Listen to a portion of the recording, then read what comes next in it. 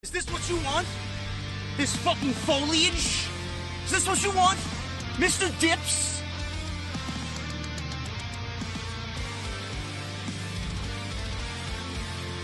Is this what you want?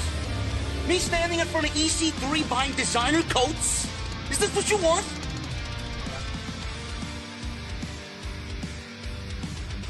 Me sitting in some hipster hotel in Williamsburg, Brooklyn, fluffing pillows? Is this what you want? I don't believe this. This graffiti art, the hotels, avocado toast. All I want is a fucking Guinness. An ice cold Guinness. What the hell does that mean?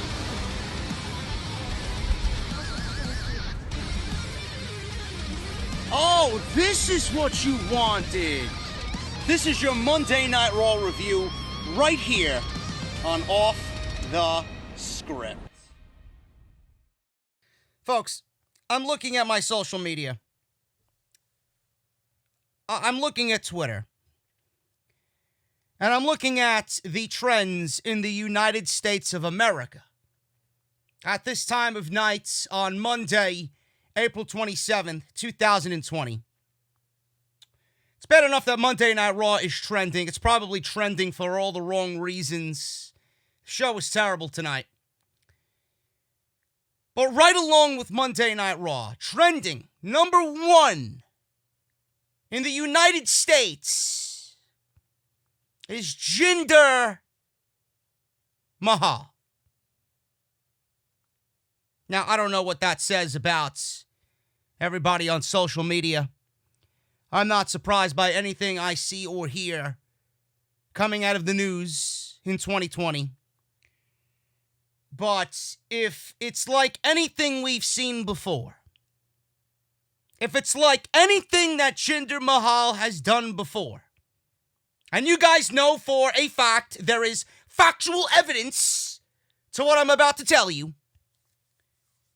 Jinder Mahal was single-handedly the one reason why SmackDown on USA Network, when it was called SmackDown Live, was A, one of the worst shows on television, and B, Jinder Mahal is single-handedly responsible for almost killing SmackDown Live. And now he's about to do the same thing on Monday Night Raw in 2020. Unbelievable. You know, I don't know if you guys picked up on it. I don't know if you guys picked up on it in the promo that Seth Rollins was cutting tonight in the final segment of the show, a sit-down contract signing with Drew McIntyre for Money in the Bank and their WWE Championship match.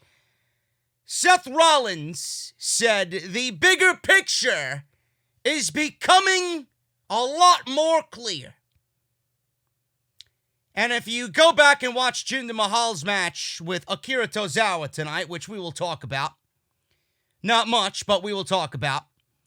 If you go back and watch Jinder Mahal's match tonight on Raw, they announced him as the former WWE Champion. Now, ladies and gentlemen, this is WWE's version of predictive programming. They're getting you in line. They're already setting you up for what their next move is. And this is factual evidence. You can come back to me when we're in the middle of the summer and we're looking at a WWE Championship match of Jinder Mahal and Drew McIntyre for the world title. And then you can reference this video. I'm letting you know right now what is about to become, if there is, I mean, I don't know how much fucking worse it could get on this show, the downfall of Monday Night Raw. Good luck. Good luck. This is your Monday Night Raw review for April 27th, 2020. Jinder Mahal returning is one of the stories happening on Raw tonight. Outside that, I don't know what happened on this show tonight. Nothing of interest on this show. A lot of what the fuck on this show. A lot of shrugging your shoulders. A lot of illogic on this show. So we'll go over it as usual right here on the podcast. I want to thank everybody for joining me right here on Off the Scripts. If you guys are listening to me on iTunes and Podbean and Spotify and Patreon, what's up to you guys? Thank you guys so much for all of the supports. WWE felt like they didn't know what they wanted to do tonight. I don't know whether they wanted to push Apollo or just take Apollo off TV. Apollo Crews, that is, folks. Apollo Crews. You might be asking yourself, Apollo, who's Apollo, JD? He's a newcomer on Raw. Well, you might be looking at that, Apollo. He's been off TV for 4 years, so he is, in some sense, a relative newcomer, but the 3-week run of Apollo looks to be over. I hope not, but WWE seemingly not only took him off of Monday Night Raw, but possibly out of Money in the Bank. And we'll go over that and what happened with Apollo tonight on the show. Selena Vega is the MVP of the show tonight. I don't know how the fuck she walked in those elevator shoes that she was wearing, but Jesus Christ. I mean, give the woman a break, for Christ's sakes. She's already got a losing trio. Now you're having her walk around in those? Come on, Vince. I know you're going crazy. But Jesus Christ, give the woman a break on Monday night. Speaking of her trio, what happened last week? I mentioned the word buried. And I use it lightheartedly. So here we are this week, and are you guys feeling what I was saying last week? Huh? What happened? They didn't look too good tonight, did they? Match was good to open the show. I know. It went nearly 30 minutes to eat up a nice chunk of time on the show. But did it really need to happen? What was the reason for that match existing? Why did it have to be those guys? What were they fighting over? I don't know. We'll try and uncover it tonight on Monday Night Raw. And then Drew McIntyre and Seth Rollins in a contract signing for the WWE Championship match at Money in the Bank. Pretty decent way to end the show, but nothing really overly important. And Naya Jax, yes, she was on the show again, unfortunately. Another week where we have to be tortured with Naya Jax. WWE booked Naya Jax, Shayna Baszler, and Asuka in the same match. I was asking myself before the bell didn't ring how they were going to book themselves out of this corner. I wonder what they did on the show tonight. And was it necessary for Nia Jax, Asuka, and Shayna Baszler to be in the same match together? The answer is no, folks. The answer is no. So we'll go over that as well on the podcast. And that is your quick summary of Monday Night Raw.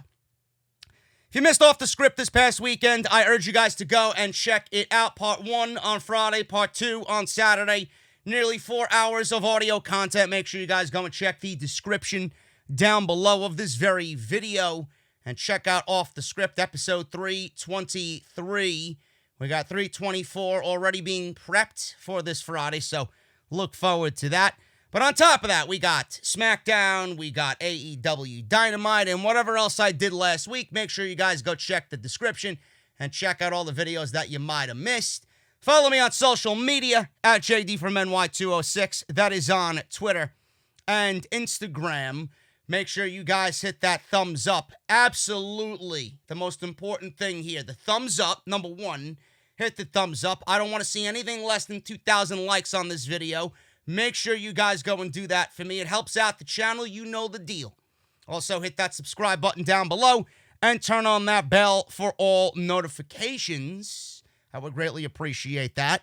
And if you guys want to support the podcast via Patreon, patreon.com/JD from NY206.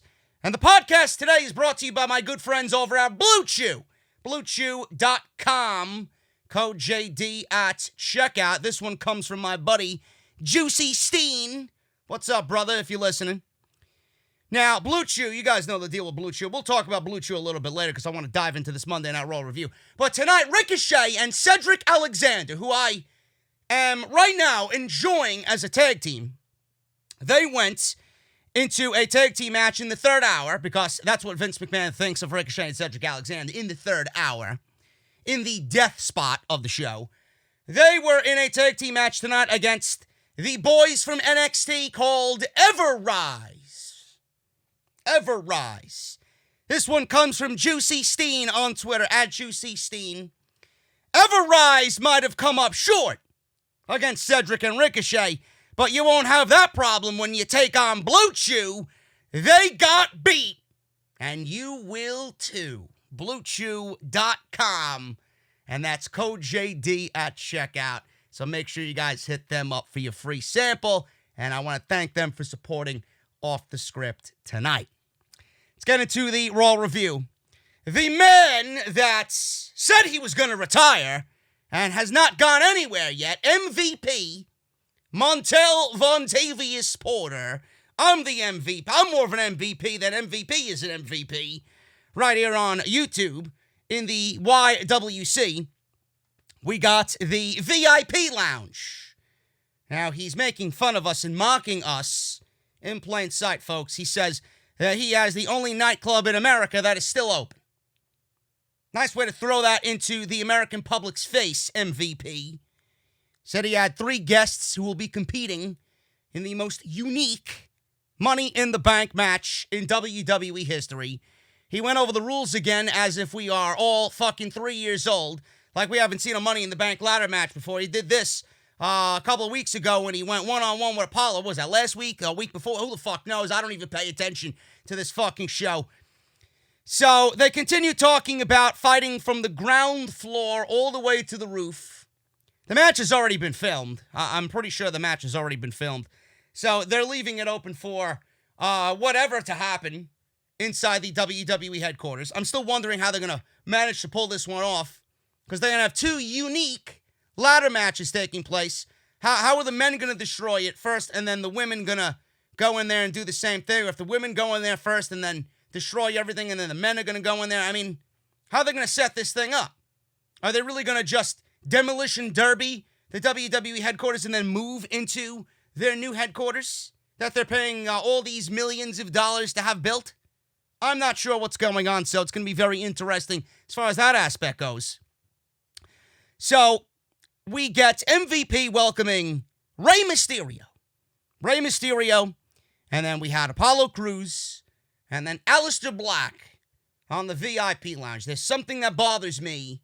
Now, some of you might not look at it as a serious thing or a big deal, but it bothers me somewhat to see someone as mysterious and ominous and just deathly like Aleister Black sitting in the VIP lounge on Monday Night Raw. What a way to kill his character, huh? What a way to kill Aleister Black's mystique on Monday Night Raw. What the fuck's wrong with these people? Do they not consider anything special?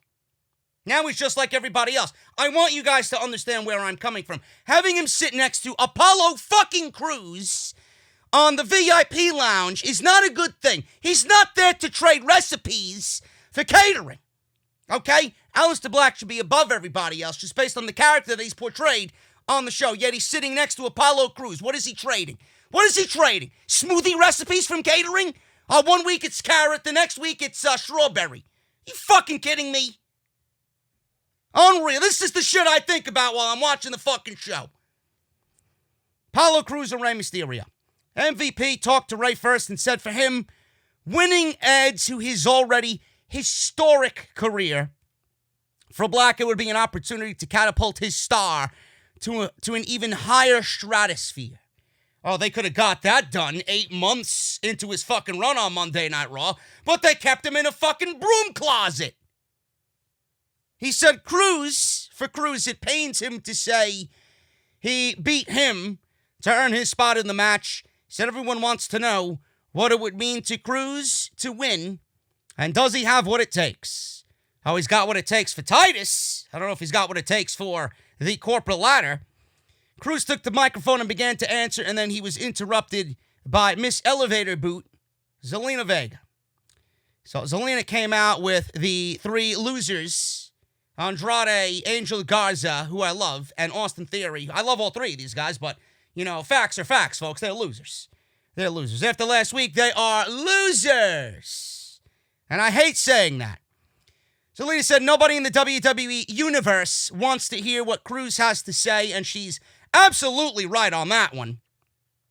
She said the WWE Universe can't get enough of her and her men. I think she's right on that one, too.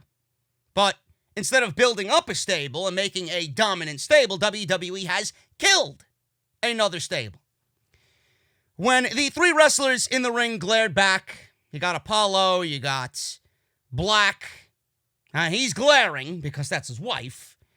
And you got Ray. They're all glaring, looking for a fight. She said they're no fun. I don't think she means that to Black, but you know she's got to play her role here.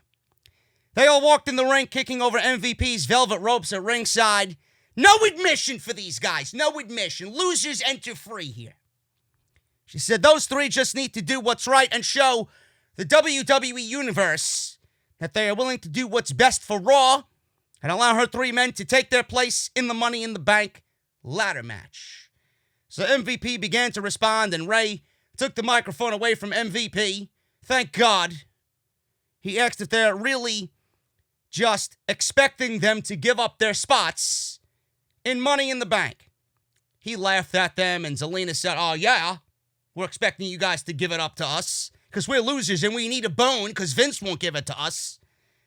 He said they are picking up a vibe that they came out here to pick a fight. So then a big brawl broke out, and we went to commercial break. So what do you think happened after the commercial breaks, folks? Let me see. We'll play a little game here. What do you think happened after the commercial breaks? We got a one-on-one match with Rey Mysterio and Angel Garza. Then we got a one-on-one match with Aleister Black and Austin Theory again. Then we got a one-on-one match with Apollo versus Andrade. And all those matches ended in a DQ.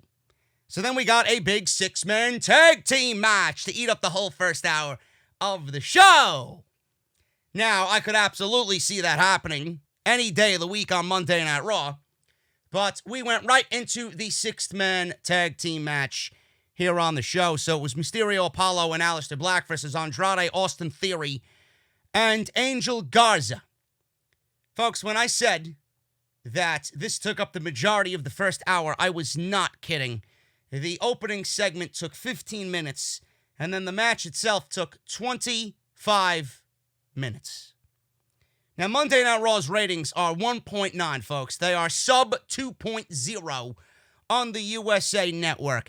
I'm not sure. Now, I love a long wrestling match. I do. Don't misconstrue what I'm about to tell you. I love everything about the in-ring action of all six of these guys. I do. I think they're great. The majority of these guys outside of Rey Mysterio are the future of this company. But I got to be real with you. I really got to lay it on the line for you. WWE's ratings are 1.9 on the USA Network. They're not getting any better, and I would not be surprised if this show does a 1.7 on tomorrow afternoon when the ratings come out. I don't think people want to see a near 30-minute six-man tag team match on Monday Night Raw to start the show tonight, because that's the one thing that's going to get them to change the fucking channel to something else. Why did this match need to go 30 minutes? I don't know why. What exactly were they fighting for? What exactly was on the line here? What was of such great importance that these six guys needed to be in the opening segment for as long as they were on the show tonight? Why did this match need to happen at all? Why did it need to be Zelina Vega's guys again to open the show, which has been a common theme throughout the last 3 or 4 weeks on Monday Night Raw? Not that I have a problem with that, but the last 2 or 3 weeks, I do have a fucking problem with it. Last week, they looked like pussies. This week, whatever I said last week was further solidified. I wouldn't say that they're completely buried, but Jesus fucking Christ, they got a foot and a half in the goddamn grave already.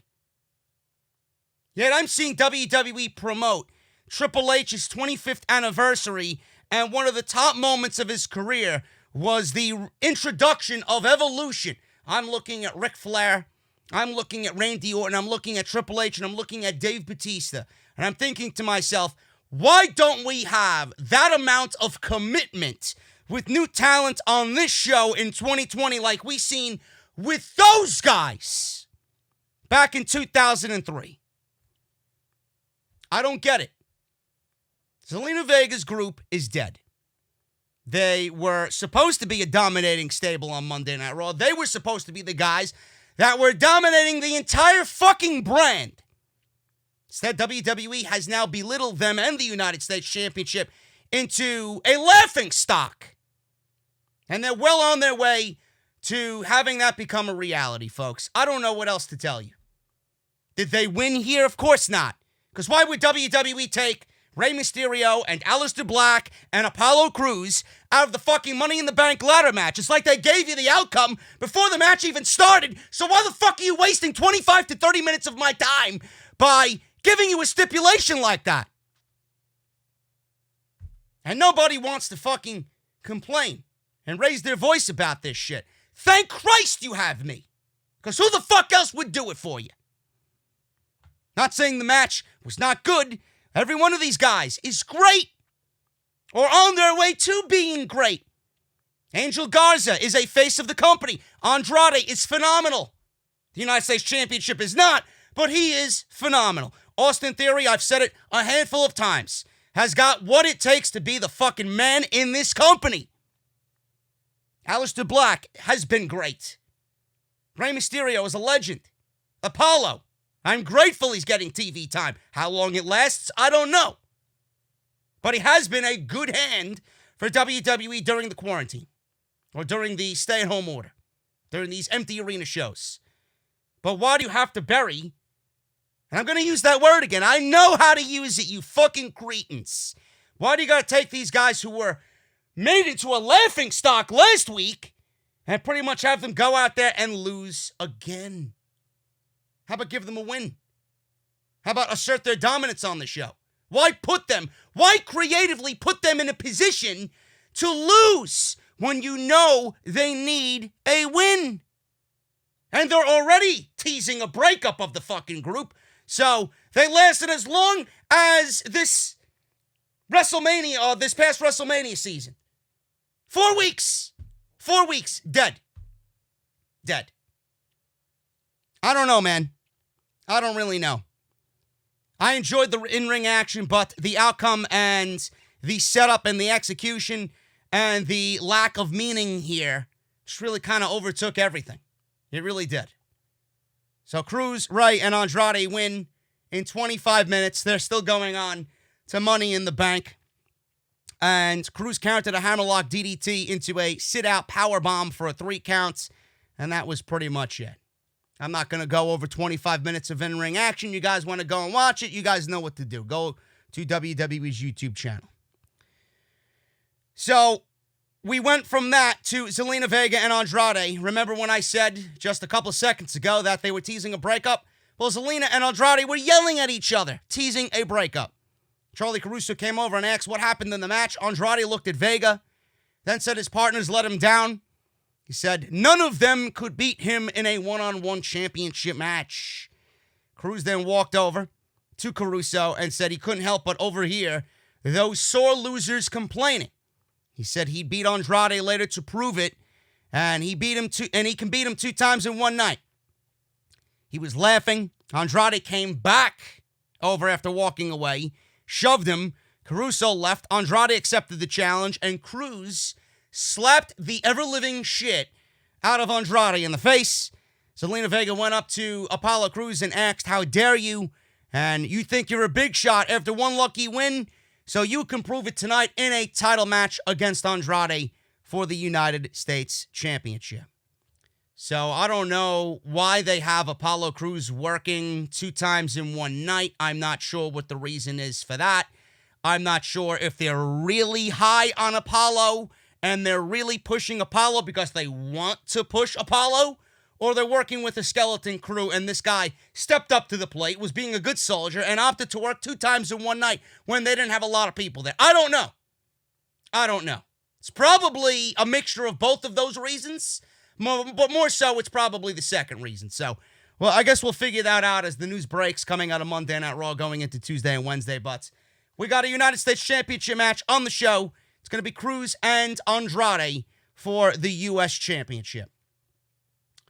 Asuka made her way to the ring, which is always a good thing because we love Asuka.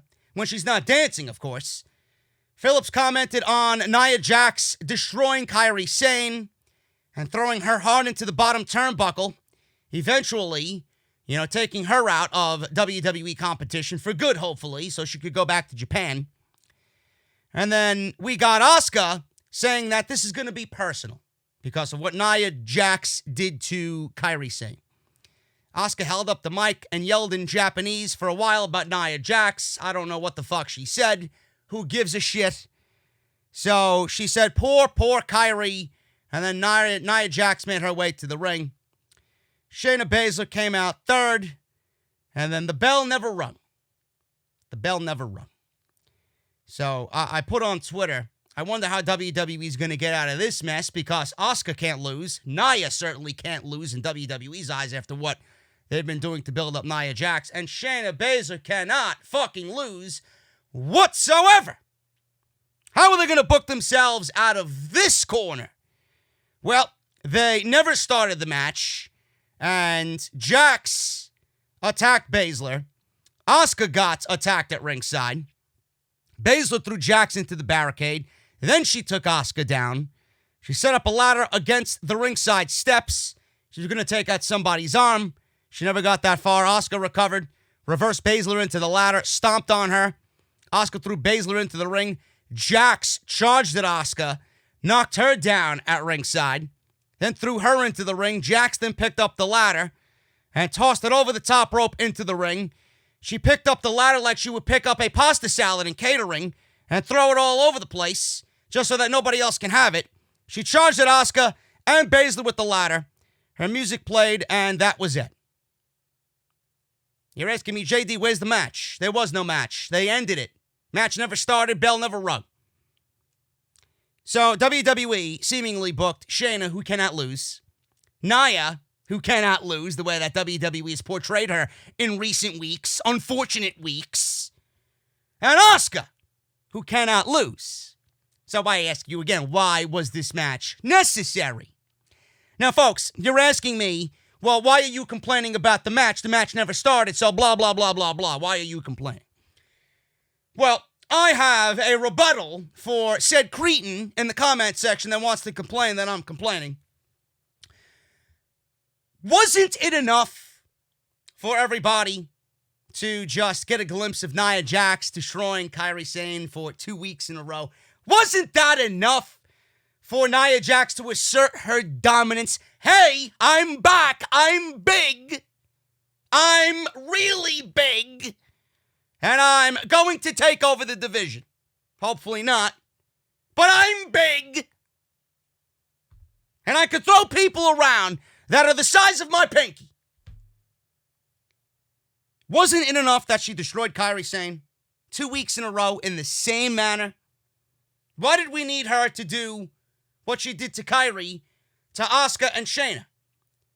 Does nobody think in this fucking company? How does that make Shayna Baszler look? How does that make Asuka look? Again, I reiterate, how the fuck does that make Shayna Baszler look? Do you guys think Shayna Baszler should ever look like she looked tonight? I'm going to tell you something right now, folks. I'm not a creative genius by any stretch of the imagination. I know my shit more so than many in the community. I'm going to say this very, very calmly. Shayna Baszler should hardly ever look like she looked tonight.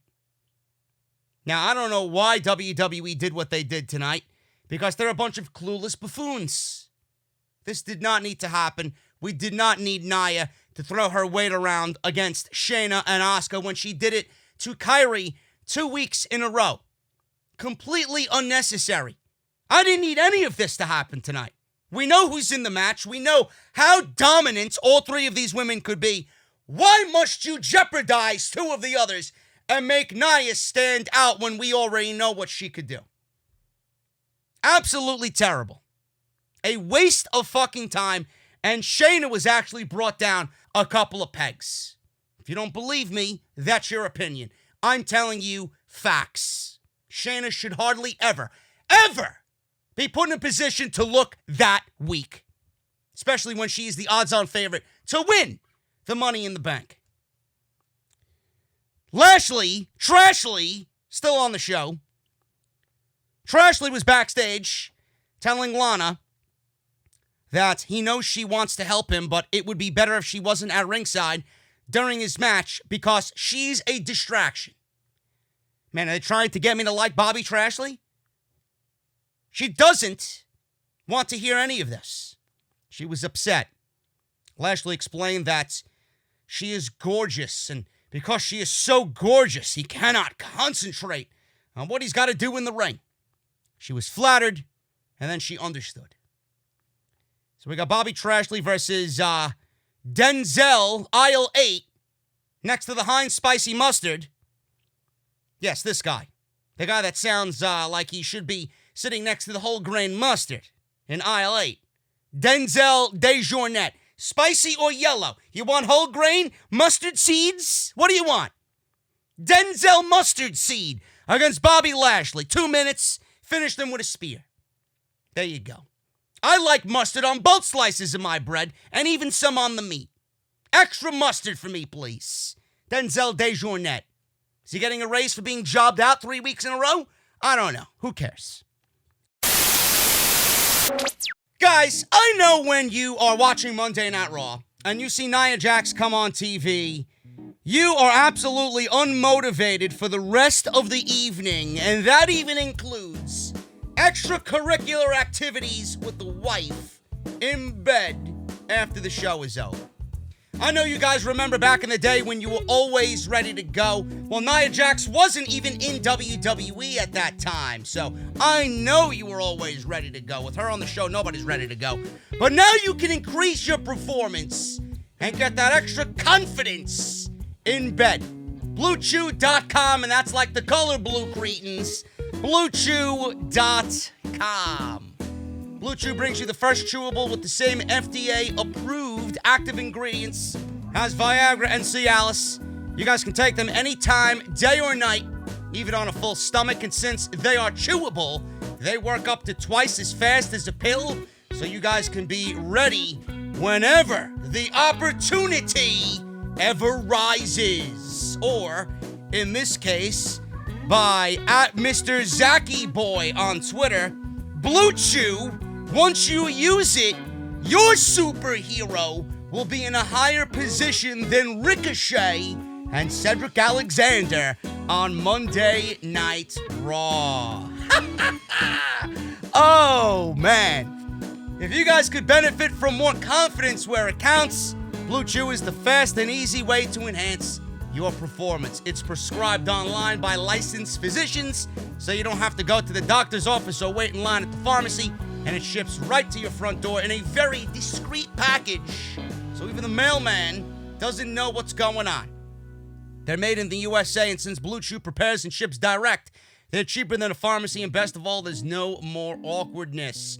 Right now, we've got a special deal for all of our off-the-script listeners. Visit BlueChew.com and get your first shipment free when you use our promo code JD.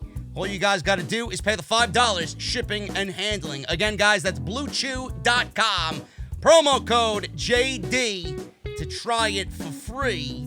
Now, you can't be lower than Cedric and Ricochet, bro, on Monday Night Raw. What the fuck's going on? Blue Chew is the better, cheaper, and faster choice, and we thank them for sponsoring the Monday Night Raw podcast right here on Off the Script.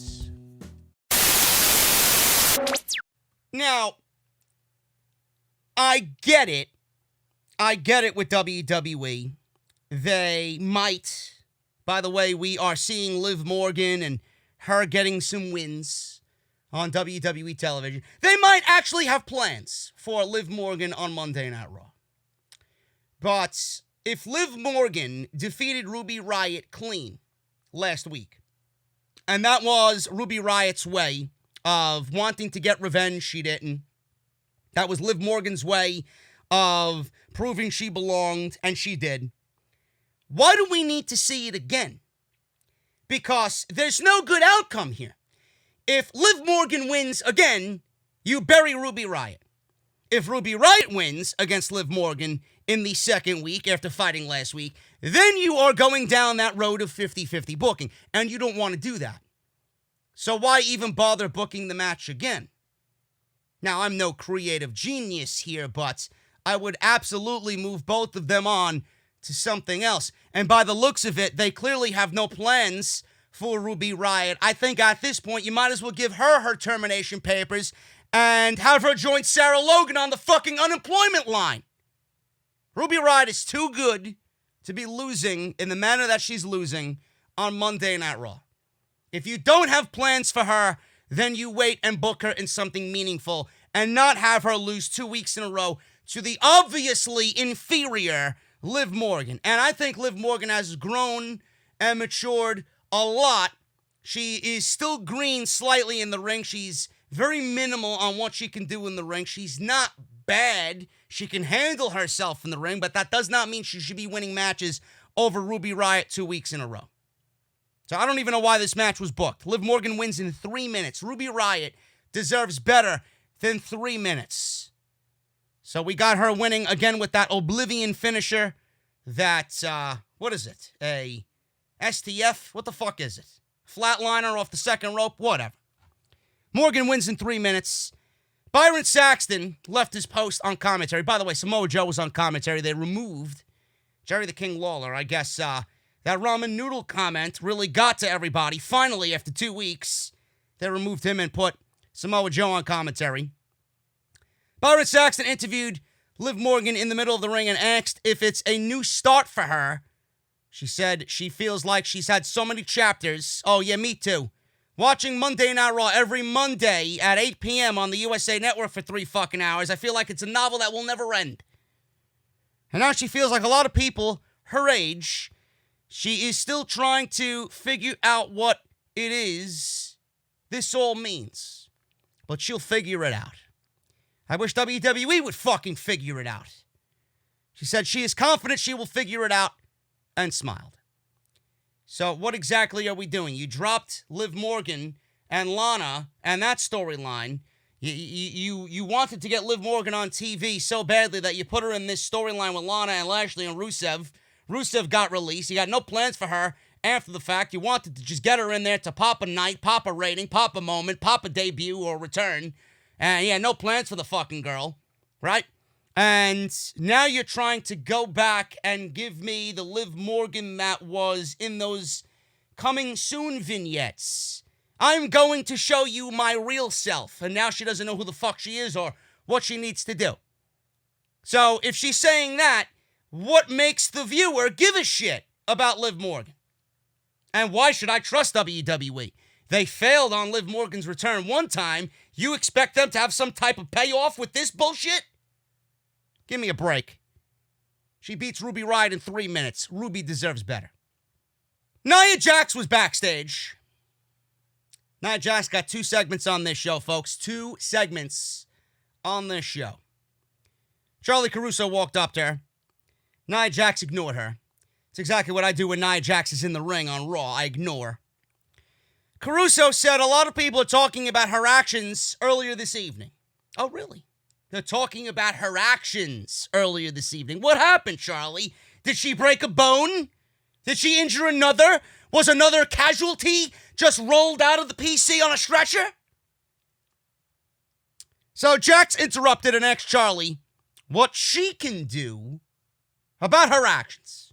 She said nothing. It's exactly how I feel when Nia Jax is in the ring. I feel nothing. And she said, what is Asuka going to do about my actions? Nothing. What is Shayna going to do about my actions? Nothing.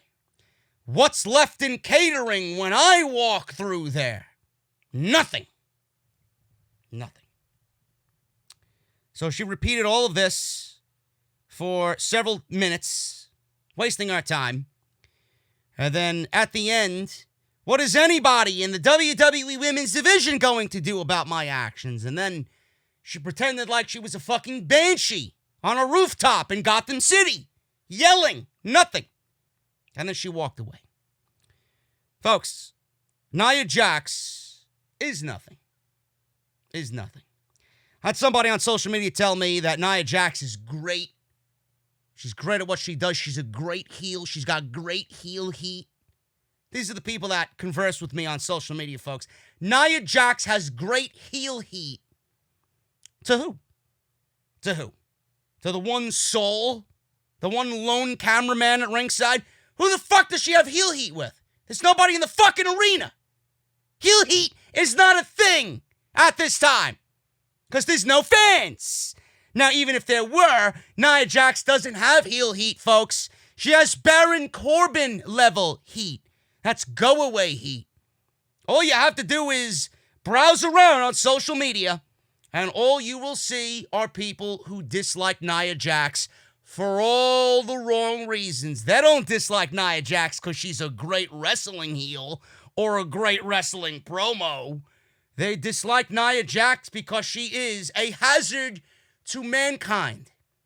She is a hazard to that locker room, a hazard to the women's division, and an absolute fucking abysmal piece of garbage inside the squared circle. That's why Nia Jax has heat. She has heat for all the wrong reasons, folks. But continue to say that she has good heel heat in WWE. You make yourself look like a blithering idiot every single time you open your mouth. The Viking Raiders were not opening their mouths tonight to put chicken in their mouth, or Ivar wasn't munching on a chicken bone this week like he was last week during carpool karaoke. Apparently WWE dropped this gimmick, and the Viking Raiders were back to standing in a red-lit hallway with fog blowing around them. They said the Street Profits have followed in their footsteps, winning the NXT Tag Team titles and the Raw Tag Team titles after them. Wow. You mean to tell me that somebody actually went back and did some research to, wow, folks, develop some sort of continuity on Monday Night Raw? Wow. I'm shocked. I'm shocked. They said every single time they get in the ring with them, they lose. Every time someone gets in the ring with Nia Jax, they get hurt. Every time I turn on USA Network at 8 p.m., I cry. Every time I turn on Monday Night Raw, my Keurig works overtime. How many more analogies do I need, folks? How many more analogies do I need? They said the Profits might be in possession of the tag team titles, and the world might call them champions. I call them cringe, or at least Montez Ford. Angelo Dawkins is all right for now. You know, you don't want to get in my warpath, bro. But Bianca's cool. Bianca's cooler than both of them, who we didn't see tonight. Which, I should, being that I mentioned Bianca, I got to mention Becky Lynch, man. We'll talk about Becky Lynch in a second, because they got a promo package on her. They did this little skit on Becky Lynch. Gonna drop a truth bomb on the Becky Lynch stands tonight.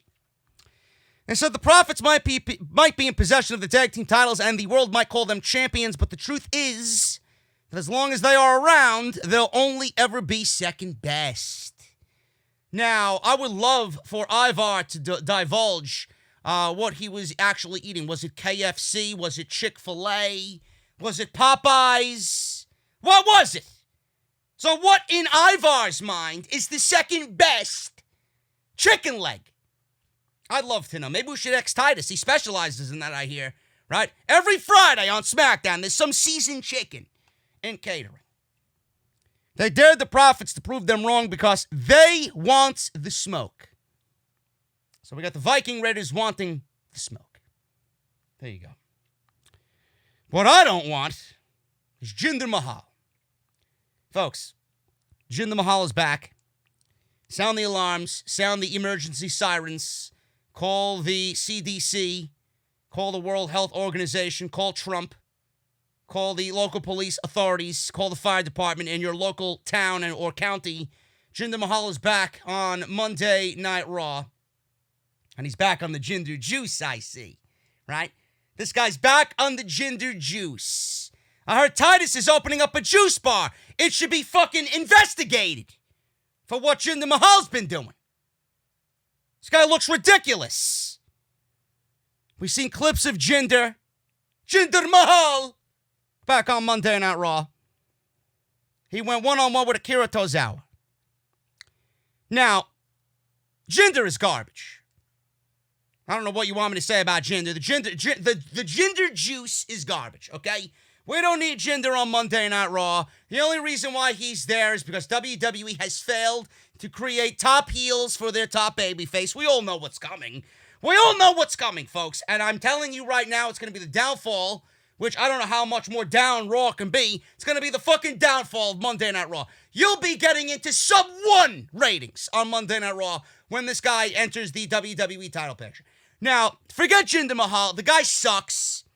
If I don't ever have to see the Colossus or hear that terrible theme music ever again, I'd be fucking a happy camper. But how shitty is it of WWE that they are already giving you guys a glimpse into the future? They're foreshadowing.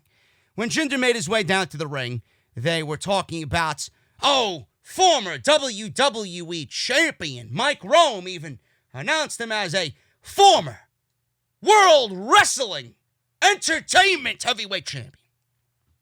WWE Champion. And correct me if I'm wrong, but am I to forget, or am I supposed to forget that Jinder Mahal was chasing the 24/7 title around with R-Truth? And now, you want me to all of a sudden take this guy as a serious threat for the WWE Championship. So they obviously went to a finish in this match with the Colossus. And Tom Phillips was like, this is what won him the WWE title. Yes, thank you for reminding me, Mr. Phillips. Thank you for reminding me what killed SmackDown Live back in 2017. So we won with the Colossus. WWE's getting you ready for 3MB versus 3MB, folks. If you don't think it's happening, then you're a fool. But how shitty is it of WWE to give you Jinder versus McIntyre on the premise of, well, we don't have any other heels? Really? You don't have any other heels? Do a better job. Do a better job. Nobody wants to see Drew McIntyre versus Jinder fucking Mahal for the WWE title. But I'm telling you right now, folks, get ready. Get ready.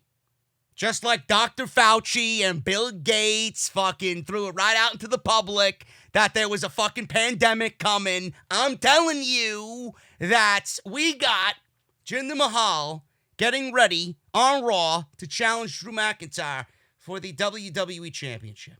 And it's going to be a fucking nightmare. The failure has returned. He returned. Now, my other gripe with this, outside of Jinder Mahal, Akira Tozawa on Raw. Now, I think Akira is great. I think he is being misused and mishandled and underutilized on Monday Night Raw. Now, I'm going to throw some at you. And this is your homework assignment for the evening if you've made it this far into the video. So sound off in the comments below. I'm going to give you guys homework assignments every week or every video I do just so that I know that you're listening, okay? So get your pens and papers out and listen to the fucking teacher, okay? Akira Tozawa is on Raw. We get it. But he's also in the WWE Interim Cruiserweight Championship Tournament. Now, I don't understand why WWE has Akira Tozawa in this tournament, yet they got him on Monday Night Raw getting squashed in the manner that he's been squashed the last 3 or 4 weeks. Why is he on Raw if he's competing in this tournament? If you watch both shows and you see Akira Tozawa being buried on Raw, and you watch NXT and see him fucking wrestling his brains out, what do you really think in that moment? You don't really think too much of Akira Tozawa. By having him get jobbed out on Raw, you're actually devaluing him in the Cruiserweight Championship Tournament. What you're doing is you're actually telling everybody that NXT is nothing more than a Wednesday night show full of jobbers. Because I could take anybody from Wednesday night like Akira Tozawa, put him on Raw, and he's not going to fucking do a fucking lick of anything. He ain't going to do jack shit against the main roster guys. But on Wednesday night, I'm supposed to believe this guy's going to win the fucking Cruiserweight Championship? How the fuck does that make any sense to anybody? Or am I just losing my mind? Or am I just complaining for the sake of complaining, folks? So let me know down in the comments below if I have a valid point about Akira Tozawa. Because I know a true wrestling knowledge, someone with wrestling knowledge or a wrestling brain would come up with a counter argument such as that as to why Akira Tozawa is losing on Monday, and I'm supposed to believe in this guy on Wednesday night to win the fucking Cruiserweight Interim Tournament. So let me know what you think down below. And fuck Jinder Mahal. The guy is absolutely terrible. And he doesn't have the fizzy hair. He doesn't got that curly hair, right? He doesn't look, all 70-ish with that Jerry curl hair of his like he had when he was ruining SmackDown. I was going to say Monday Night Raw. Don't worry. He's going to ruin Monday Night Raw sooner rather than later. So that's what we're getting for the summer, folks. Your SummerSlam main event is going to be Jinder Mahal versus Drew McIntyre. Get ready for it. Kevin Dunn and fucking Vince McMahon, they're all, Andrade versus Apollo Crews United States Championship match. Jesus Christ, man. Apollo went 25 minutes he didn't go 25 minutes all match, but he was in a match that went 25 minutes, and then he was in this one for 17 minutes against Andrade in the United States Championship. Now, this match was actually very good. I would absolutely love to see another match with these two. But the knee was the issue for Apollo Crews here. He went for a dive on the outside. He landed, tweaked his knee, and that was pretty much the story of the match. Andrade sunset flipped Crews for a 2 count. Late in the match, Crews popped up, hit an enziguri, then a power slam for a 2 count on the bad knee. And they exchanged punches. And Crews blocked the superplex, knocked Andrade to the mat. He leapt off the top rope, but Andrade moved. Crews then sold the knee as he buckled the knee when he came down. Ref pulled Andrade away because he wanted to go pin him or attack him. And we got Apollo Crews losing this match due to referee stoppage. And that was it. Ref called the match, ruling he couldn't continue, and Andrade wins and retains the United States Championship in 17 minutes.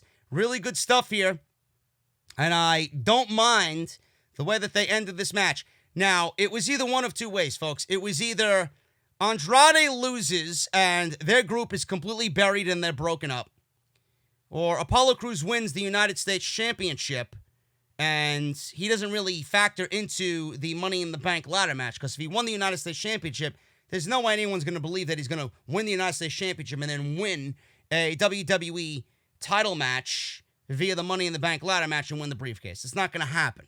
It's not going to happen. So I actually like this because it left everything open-ended. Andrade looked strong. He retained the title. He won the match, and he won legit. Selena Vega did not interfere in this thing. It was good to go. Andrade looked strong. The United States Championship finally defended. It's got to be the first time in 2 months at least, right? So Andrade and the title look good coming out of this. Apollo also looks good coming out of this because he was not pinned. And he did not want the match to end. And the referee stopped because he couldn't continue. So we got good stuff all around here. A rematch is definitely coming. Andrade could not afford to lose. It would have been a complete fucking burial of Andrade and the group. Apollo couldn't really lose here because they've been pushing him on TV for a couple of weeks. So he did lose, but he didn't get pinned. So that kind of ended up being a good decision on WWE's behalf. And he couldn't win the title yet because he's in the Money in the Bank ladder match. And that doesn't make sense. You can't have one overtake the other because the other is the more important of the two for Apollo. So I do think a rematch is coming here, and I thought that what these guys did here was excellent. Excellent stuff.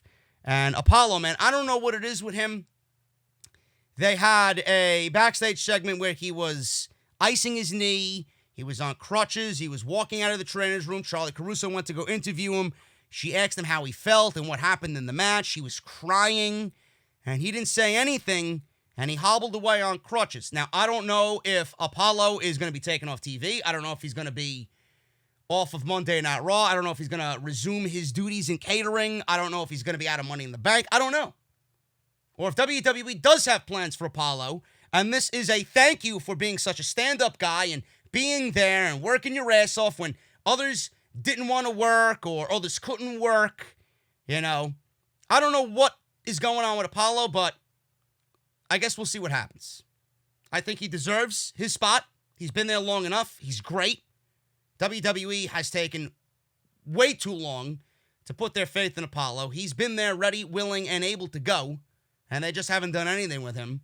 So we'll see what happens. I just hope that this isn't the end for Apollo, and I hope that this is just the beginning. So this match is definitely going to happen again, and I could see Apollo winning the United States Championship. Street Profits were backstage. They were talking about the Viking Raiders doing carpool karaoke, chewing on a turkey. Oh, it was a turkey leg. I'm sorry. White meat only, bro. No dark meat for me. Angelo Dawkins told them to get on Spotify. I have Spotify Premium. By the way, Trivium has a new album out, and it's fucking amazing. What the Dead Men Say. Go and listen to it. My favorite tracks so far are track 1 and 2, because track 1 and 2 are the same. It's just an intro into the title track. And then track 7, man, Sickness Unto You. Oh. And then Bending the Arc of Fear, number 9. Those are my recommendations. Go and listen. The Music Messiah has spoken. So go listen. So Angelo Dawkins told them to get on Spotify. Montez Ford asked when Dawkins is free so that they can prove them wrong. Dawkins said next week works for him. Ford told them to bring their war paint because if it's smoke they want, that's what they're going to get. Oh, Ivar wants the smoke. He wants you to fucking grill that turkey leg crisp. Now, I don't know why this match is happening next week. I don't know why they just don't save it for the fucking pay-per-view. The pay-per-view is in 2 weeks. Do we really need to have the match happen next week and then the fuck finish and then happen again at the pay-per-view? Because that's what they're doing. I don't see why the Raw Tag Team titles would not be on the show. WWE just doesn't know when to fuck shit up. Becky Lynch. You might remember her as the Raw Women's Champion. If you forgot, I don't blame you because she hasn't been there. We had a clip of Becky Lynch, the Man. WWE's documentary on the WWE Network, the 24 special on Becky Lynch air. We've seen a snippet of this. They edited Becky pinning Ronda Rousey in a way that hid Ronda Rousey's shoulder being up from the mat, because that's what WWE does. It's closed with Becky asking, "What do you do when all of your dreams come true?" Make new ones. Luckily, I have a large imagination. And unluckily, Monday Night Raw does not. Folks, Becky Lynch hasn't been on the show in 2 weeks. Don't know where she is. Don't know what she's doing. I heard rumblings or rumors. Don't know if they're true or not that she wanted to take some time off after WrestleMania. I don't know what's true or not. Quite frankly, I don't give a shit. Becky Lynch is the Raw Women's Champion. Okay? Everybody else is there. Everybody else, the majority of everybody else is there. Okay? Becky Lynch has not been on Monday Night Raw in 2 weeks? She defended the title at WrestleMania and then seemingly went away. I think she was on Raw or the Raw after Mania once, and that was it. She hasn't been on Monday Night Raw in 2 weeks. When was the last time she actually defended the title before she defended it against Shayna Baszler? I can't remember. It's probably at the Royal Rumble against Asuka. And I might be missing a title defense in between that. Probably not, but I might be. But I would assume that the last title defense before Shayna was at the Royal Rumble against Asuka. Becky Lynch has one of the worst women's title reigns in the history of WWE just because of her not defending and not being on the show. Now, that might upset you. That might anger some of the Becky Lynch fans or stans out there, but nobody else is going to fucking tell it to you, so I just gave myself the opportunity to tell you all the truth. So I'm sorry to let you down. I'm sorry to hurt your feelings, but that's the truth of the matter, folks. Becky Lynch's title reign is fucking terrible, okay? And don't tell me that there's no opponents for her. Don't tell me that she's beating everybody. No, none of these excuses. None of these excuses. That's not my fucking problem. That's WWE's problem. You want to give me a weak division? You want to give me a women's revolution that Ronda Rousey brought up to the fucking pinnacle of it all for Becky Lynch and WWE Creative to fucking piss it all away. Piss it all away. It would be like me finding $400,000 in a fucking sock laying around the Bellagio in Las Vegas, and I blow it on strippers, booze, and hookers in one fucking night in Las Vegas till 7 in the morning, and that's it. I wake up, I'm drunk, I don't know where the fuck I am, I got fucking alcohol poisoning, I drugged myself to death, I spent 4 days in the fucking hospital, and then I fly back to New York. That's what it would be like. That's what WWE did with Ronda Rousey's pinnacle of the women's evolution. Pissed it all away. Oh, that's too harsh for you. I'm sorry. I'm sorry. What else did you expect from the YWC Messiah? What did you expect? You expect me to go easy on you? You expect me to fucking sugarcoat everything like these fucking wrestle geeks in the community? Give me a fucking break, will you? Becky Lynch's title reign is fucking garbage. Absolute garbage. You have made me give zero shits about Becky Lynch ever since she's won the championship. I'm not going to start now. She should have lost at WrestleMania. Don't know why she still has the championship. And now she has no division. And no fucking title defense at Money in the Bank. She's got no challenges. So why am I going to sit here and praise Becky Lynch? Huh? Some people were telling me she lives in California. She can't fly out to Orlando. Give me a break, folks. She is an essential worker working for an essential business. She could get into Orlando just like everybody else who's an essential worker. So I don't know what's going on, but clearly WWE is ruining ever so gently the title reign of Becky Lynch. So there you go. There you go. There's my thoughts on Becky Lynch's title reign on Monday Night Raw. Trash. Trash.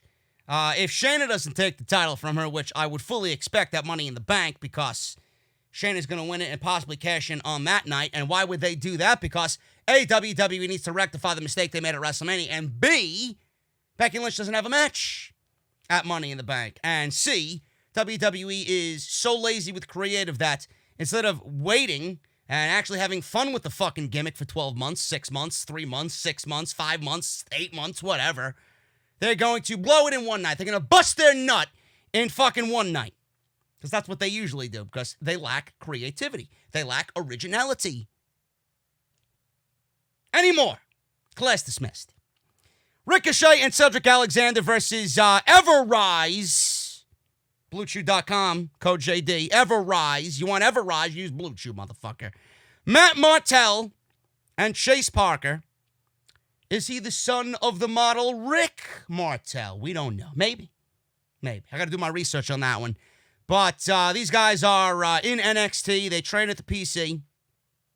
Ricochet and Cedric win in 3 minutes. Loving the team. Don't know what direction they're going in, but I'm loving the team. After the match, MVP appeared on the big screen and said the NFL draft got him thinking, who better to reintroduce Shane Thorne and Brandon Vink to Monday Night Raw than him. He then said Cedric and Ricochet beating them was a fluke. And anytime I see a good show out of Monday Night Raw, I will say the same thing. It was a fluke. But a rematch next week would be money.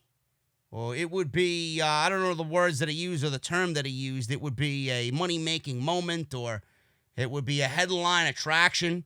So what he's telling me is that Brandon Vink and Shane Thorne versus Ricochet and Cedric Alexander would be a main attraction anywhere in the world. I think MVP's been doing a little something in the fucking VIP lounge, if you know what I mean. So we got that match booked for next week. Who cares? Brendan Vink? I'd like to know who the fuck Brendan Vink is, or why I should care. Shane Thorne, I know him from NXT, but now he's on the main roster? Or is WWE, like I said, running with a skeleton crew for these Raw tapings? I don't know. So we got the contract signing between Drew McIntyre and Seth Rollins for the Money in the Bank WWE Championship match. You know how these things end, folks. You know how these things end. Jerry Lawler was in the ring moderating it. He was quickly dismissed by Drew McIntyre. So Seth came out first, and then Drew. Drew told Lawler to get up, because you know how these things usually go. And he thinks that it will go that one way. So Jerry Lawler said, you know what? I think it's best I leave the ring. Yeah. The ramen noodles are waiting for you in Titus Catering. Extra salty. So Drew signed the contract right away and said, we can get this done in 20 seconds. Seth read some of the fine print. Seth looked like one of those evangelists that would knock on your fucking door and praise be to God, spread the word of Lord Jesus Christ, put his black glove on. And then Seth was reading the fine print here, and Drew checked his watch and said, time's ticking. And Seth said, this isn't about either of them. This is bigger than all of us. You're going to be a great champion someday. He said he's a fighter, a warrior, and an honorable man. But you're not a leader. I am a leader. Seth said Raw needs a leader, and he can be that light in the darkness. The only light that we will see is when Vince McMahon is removed from his position. Then the darkness will be lifted, my sons. He said he suffered for the title, and Drew doesn't have to. I don't want what happened to me to happen to you. That is my burden to carry, not yours. He said he doesn't want to be the one to crush your dreams, but he's willing to do that for the greater good. He said in time, this will all make sense to him. When that time comes, he will not turn away from him, but rather he will lead him to. So Drew was listening to this fucking blabble from Seth Rollins. Thank you, Seth. That was a really passionate speech and really enlightening, to be honest. So Seth was looking at him in a way where he thought he was coming off very disrespectfully. Drew said he thinks it's clear to everyone watching right now, you're completely full of shit. There was no bleep. They allowed him to say that. He asked where his followers are. He said his cheerful personality might have scared them off. So the fans turned on him, and that wasn't your fault, Seth, was it? It's never Seth's fault. He says he doesn't know what's going on in that warped brain of yours. He said he doesn't know that he will not let him win the championship under any circumstances. Or he does know that he will not let him win the championship under any circumstances. He said he'd offer him advice instead. Shut your mouth. Stop talking forever. Nobody wants to hear you. Not here, on stage, online, not your friends or family. He then said Seth has a talent to stick his foot in his mouth while he sticks his head in his ass. That's a shoot, brother. That's a shoot. He said he has a talent to stick his foot in his mouth while he sticks his head in his ass. He said that is impressive. He said he didn't finish the job 2 weeks ago, but the Money in the Bank pay-per-view will finish the job. So they both stood up. Epic stare down, trying to get you to care about this match.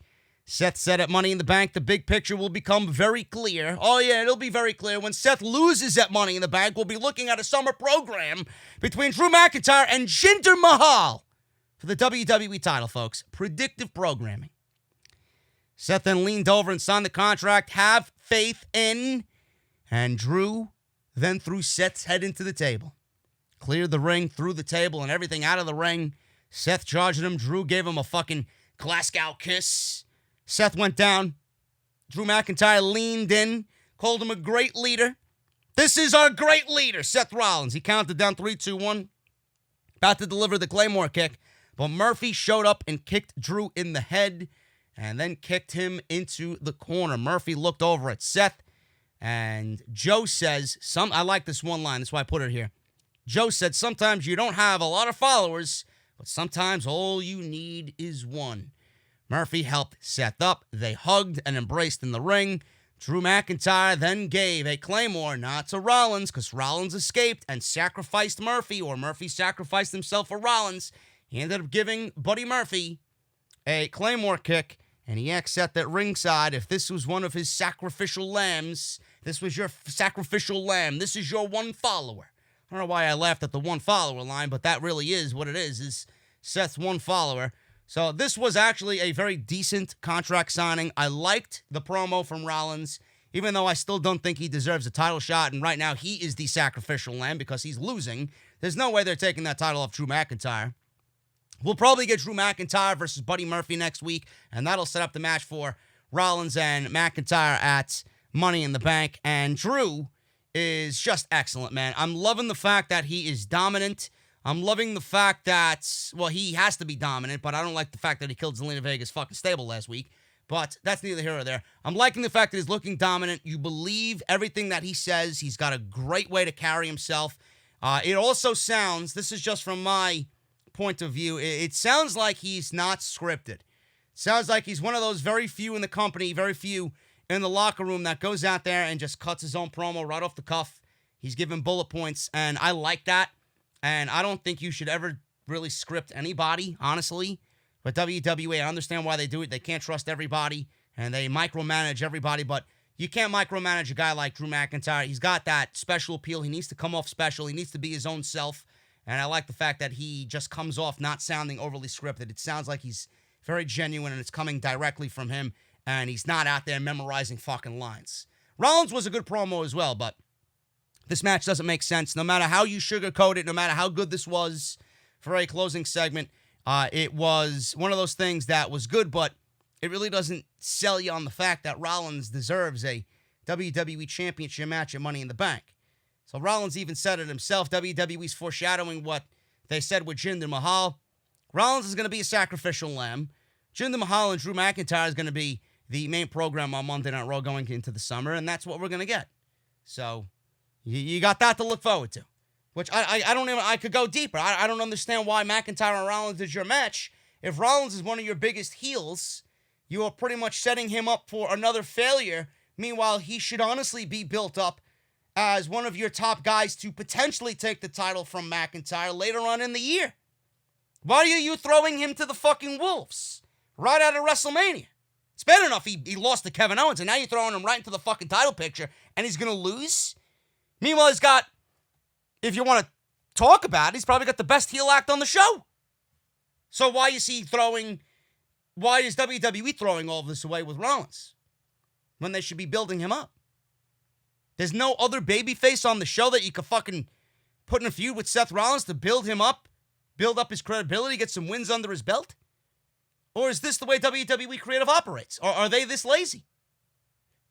I don't know, man. I could sit here and talk about this shit all night. I don't get it. I don't get it. But that was Monday Night Raw. That was the closing segment of the show, and that is your Money in the Bank WWE Championship match. And I will be back on Wednesday with AEW Dynamite. Tony Khan is saying it's going to be one hell of a Dynamite. Tony Khan actually said it's going to be one of the best Dynamite shows that they've ever put on. So we will see what happens in the closing of the TNT Championship tournament. Guys, if you enjoyed the video, hit that thumbs up. Let me know what you think down below in the comment section. Follow me on social media at JD from NY206. That's on Twitter and Instagram. Hit that subscribe button down below. Turn on that bell for all notifications. Patreon.com/JD from NY206 and BlueChew. BlueChew.com. Code JD at checkout for your free sample. All you guys have to do is pay the $5 shipping and handling. Guys, I'll see you back here on Wednesday. Might be on Twitch tomorrow with some Final Fantasy VII. I'll let you guys know on the Twitter. Until then, have a great night, have a great Tuesday, and I'll see you guys right back here on Wednesday for AEW Dynamite on Off the Script. See you guys then.